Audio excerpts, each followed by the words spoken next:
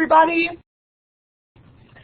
We are here for our final Google eLounge for October. We're rounding out the month with information on Google Forms today. Heather Davis and Corinne Walker are back again with us for this eLounge, talking to us about the Google apps that you now have access to as a student through your TW Gmail account. So, as always, remember that you can ask questions during the presentation, and you can do so by chatting in the chat box, which is located right below me.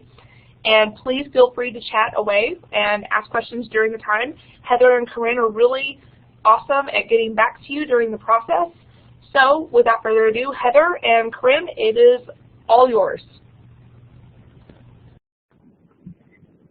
Okay, I'm going to put mine on mute real fast. Hold on one second. Sorry about that. My phone was ringing, and I have a very basic phone, so I had no way to mute that without hanging up on someone. Anyway, hi, everybody. Thanks for joining us today. Corinne and I are very excited to talk to you about our final Google app today, Google Forms, which is really cool and fun to use. Again, we're both with the Office of Technology. We're glad that you're here, and we hope that you know you can always take advantage of the Technology Service Desk at TW by emailing them, going to their website, giving them a call. They've got information to help you with all of your technology needs. So we're going to go ahead and jump in. Corinne's going to monitor the chat so we can make sure that we get all of your questions answered. Feel free to ask a question in the chat box anytime.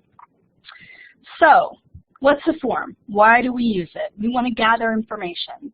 A lot of times we'll use email to gather information, and I'm going to argue that's a terrible way to get information from a large group of people, because then you have to go and maintain it and put it somewhere else and keep track of it and blah, blah, blah. We don't want to do that. Let's use Google Forms, which are free, to get the information that you need. So, what can you do with it? You can create surveys, polls, collect information of all different kinds. You can customize with themes. You can add your own logo. You can use a color scheme, anything you want to make it look really fresh and original to you. Like all of the other Google apps, Forms are collaborative, and you can randomize the questions, so that's an advanced feature that you might see on something like SurveyMonkey or Qualtrics. You can add in images or YouTube videos, which is really helpful if you're trying to get people to vote on something or help them understand a concept that you need information from them about. There is some page branching and question skip logic, so again, a little bit more advanced features, which is great from a free service. You can invite unlimited respondents. What's really great is you can embed the form in an email or a website, which I find to be fantastic. Because if it's a short form, if you embed it in the body of an email, usually people will just click, click, click, and hit submit, and they don't have to go anywhere else, and they are much more likely to fill out your form. The responses can be collected in a number of ways. One of them is in Google Sheets, which is helpful, like I said. That'll collate all the information for you. You'll have it there in a spreadsheet ready to go. And there are all different kinds of question types, and we'll talk about those. So if you're not sure what to use the Google form for, you could use it for group projects, your organizations, if you're organizing a potluck dinner, either for people to volunteer to bring things or to RSVP. You could use it for research or opinion polls, getting information like that. So, creating a form. It's easy. You're going to go to drive.google.com, and log in with your TW email address and password, and you'll click that New button, then you'll click More, and you'll click Google Forms, and that'll get you in to create a form. So designing the form, just like any other Google product and app that we talked about, the first thing you want to do is change the title, and then you can click Change Theme and go ahead and choose a pre-made template, or you can customize the basic template with your own images, logos, background colors, and different things like that. You can add section headers, page breaks, images and videos, all those kinds of things to break up the form. The insert option is very basically going to want to insert a question, but if you click the down arrow next to that, that will give you all of those page break options, section headers, all of those kinds of things. So adding questions, usually that's the first thing you do when you make a form. So as I was just saying, this add item, if you click there, click the arrow, and that will actually show you the drop-down list to select from any of the types of questions that you want to add. So what are those question types? This is a screen print from learn.googleapps.com/products/forms. So this shows you everything, and it's great because it tells you what the question type is, how people answer, and then gives you an example. So multiple choice, you select one of many options. So the example will be, which course did you take? You can use date to format from a calendar picker and require people to actually use a date format, which is really helpful. You have the option to use a scale, you can use a grid, again you can use time to format and help make sure that people are answering in a way that's helpful for you, especially if you're doing research, that's very helpful. And one thing about doing research I would say is, of course, if you're going to use this for research, you want to work with your faculty member to make sure that Google Forms is going to be an appropriate way to gather information. And if it's through an IRB, you'll definitely want to make sure that that survey instrument is vetted and available for use. And if it's just for class and it's, you know, not a big deal, Google Forms is definitely fine and really easy to use, as we're seeing today. So editing the questions, maybe you want to add some choices, or you want to duplicate something so that you just have to change the question text, but you have the same options available. You have your pencil to edit, you've got the copy button to duplicate, and you can also use the trash can to delete anything. You can click on advanced to shuffle the option order, another good thing. And if you need to move questions around, that's really easy. You just grab the question and move it up or down and drop it where you want it. Really simple to use. And these features are all available on your mobile devices as well, and any device that has an internet connection. So sharing the form, usually when you're in a Google app, you just hit the big blue share button. Forms are a little bit different, so you actually have to go to File and then Add Collaborators, and that allows people to collaborate on your form. But if you want to collect responses, which is usually what you want to do, you have some options. So you would go to Forms and then on your menu bar Responses and then choose Response Destination. And so you can have it come in as a Google Sheet. You can have it actually email every response to you. It just depends on how you want to see it. You can also go in and view summary data. So it will show you pie charts and bar graphs just depending on the types of questions that you're asking. So if you just kind of wanted to see what the trend was as you were collecting data, or you could grab some screenshots of those analytics and use those in a report to present your information however you wanted. So preview and send, you definitely want to do view live form so that you know what it looks like before you send it anywhere. And when you're ready to send, you can hit that blue send form button on the right, and you have an option. You can get the embed link, you can create a short URL, you can share through social media. You can also start typing names and send the form directly to your email. And again, that's going to let you embed the form in the email if you want. That's up to you. So printing the form is also an option if you need a physical copy. You can go to File, Print, Control P.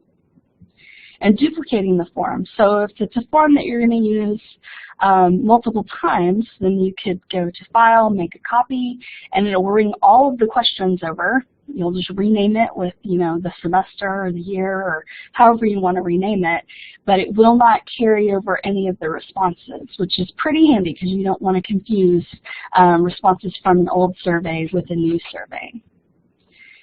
Yes, there is a way to share it publicly to get anonymous responses. I see that question there. That's a great question.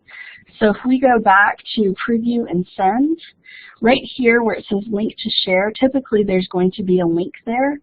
And you can copy that link and you can put it anywhere that you can put a link. You can email it, you can put it on your website, you can put it on Facebook, you can put it anywhere. Just make that link available, and then it's the way that Google Apps for Education is set up at Texas Women's University is that it does want to require a TW login to access the form. This is incredibly helpful if you want to make sure that certain people are responding or that only certain people have access. And all you would do is uncheck that box, and that would make it anonymous, and you could send the form out to whomever you wanted to send it to.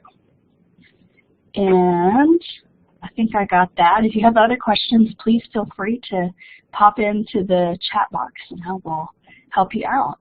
So once you start collecting the responses, you can view the summary of responses, and that's going to take you, the summary of responses is going to show you those nice analytics and the graphs.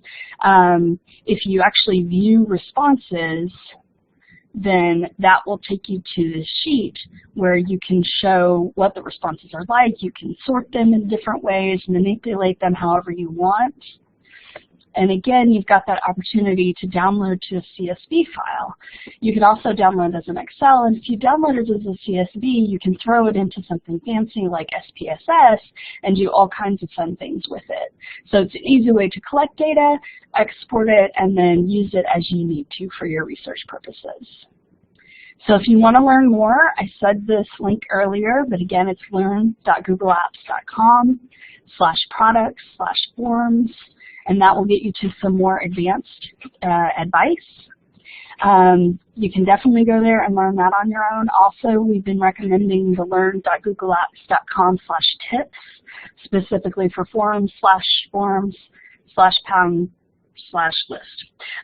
The link is there. If you just go to learn.googleapps.com, you can get all the information that you need, and those quick tips are really handy to learn things that you didn't even know the Google Apps could do. I love to go on there and learn new things all the time. So that's about all we have today. If there are any other questions, we're glad to answer them. And I'll leave here some training resources that you can always go to. Of course, the Learn.Google Apps, Linda is free videos, courses, all different kinds of information for both computer, software, and soft skills like communication, leadership, all kinds of good things. And again, those Learn.Google Apps tips. Wonderful. Thank you so much, Heather, for all of the information. You killed it again with another amazing eLounge. Both of you, thanks so much.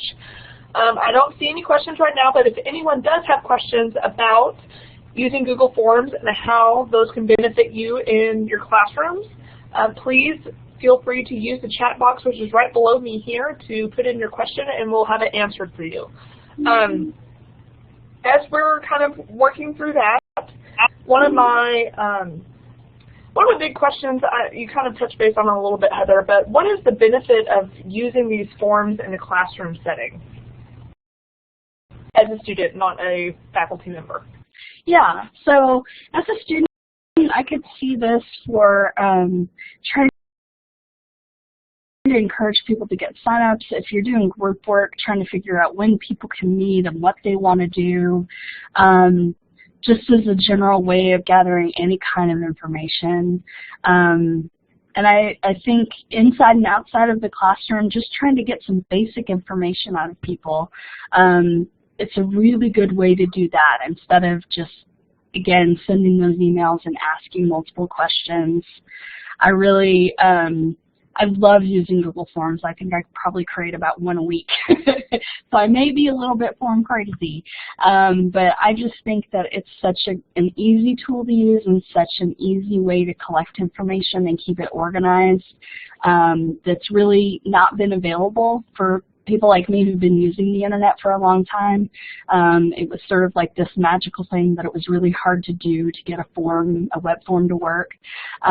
So I think it can be a really great resource for those who want to gather information from their peers, from research participants, from your family. I've used a Google form for Christmas lists. You know, I'm a little bit overboard, like I said, but I definitely recommend it as something to play around with and get to know. Thank you, Heather. You know, I mean, this isn't a Google form question, so forgive me, but I just reflecting on the month of all the different Google apps that we have discussed and kind of, you know, getting to be maybe from a beginner to an intermediate, or even from an intermediate to an expert. What are some, I don't know, if you were going to think of like top 3 big takeaway tips of Google Apps, what would you share with all of us about that? I think my top 3 tips are that Google is amazing and has tons of free training on their website, so that you could forget all of this and just go to their website, go to learn.google apps and relearn all of this. I think what's fantastic for students is that these are collaborative. Every single one of these apps allows you to collaborate with your peers, with your faculty member, with anyone you want to share it with. And that really, I think, enhances the social aspect of learning, which is incredibly important for online and face-to-face students. I think it makes it all a little more relaxed and fun. It also makes it easier to stay organized, keep out of your inbox. I think those are really good things. And then I also think the fact that all of these apps are mobile, so that you can access them on any browser, anywhere with an internet connection, anytime you need them, because we're all busy, and being tied down to a computer on a desk isn't really the way that most of us work. So those are my 3 main things, I think, for TWU students, why these would be a big draw. And of course, I've gone on and on over the week, so but those are my top 3. Great. Thank you so much, Heather. And Corinne, thank you for working the chat room. I really appreciate that. I don't have any other questions, but if any of you do, please remember that you can always contact Heather and Corinne or the Technology Service Desk if you want more information on any of these topics.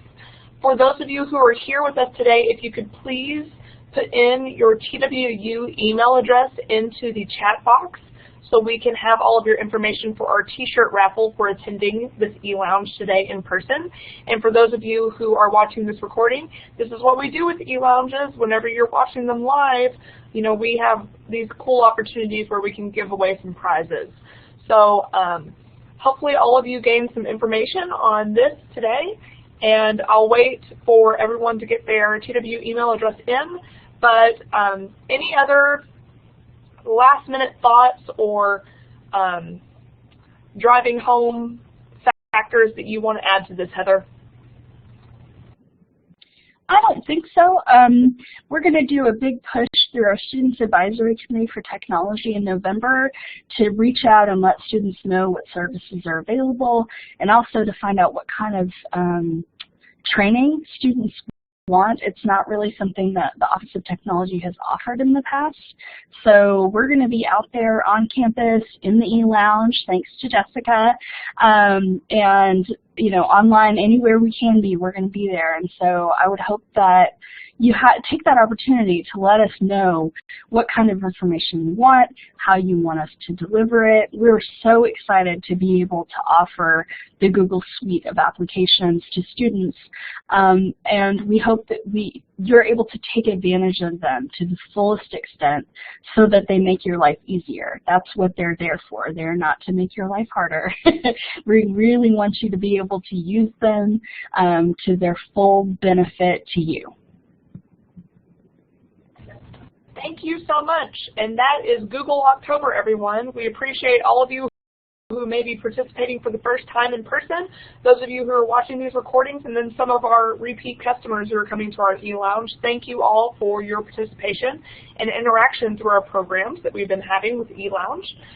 We'll have 2 more eLounges for the semester. The first one is on November 5th, and we'll be talking about graduation, what you need to know, how to order your cap and gown. We'll have the bookstore and the registrar both with us that day. And then, like Heather was talking about, on November 10th, we'll have information on technology services for all of you and how to register if you're having issues. So thank you all for your participation. I'm going to close out the eLounge now, but if you have not put in your TWU email address yet, please do so we can have that information for whenever we do our t-shirt raffle. Thank you all. Have a great afternoon.